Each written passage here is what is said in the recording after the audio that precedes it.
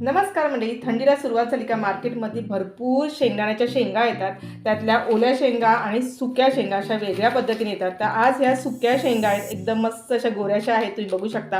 आता ह्या शेंगा आहेत ना, ह्या कशा भाजायच्या त्या आपण बघणार. मी घेतली एक लोखंडी कढई आणि त्यामध्ये जवळजवळ एक मोठा पेला घालून बारीक मीठ घेतलेलं आहे. ते असं आपण थोडंसं परतवून घ्यायचं.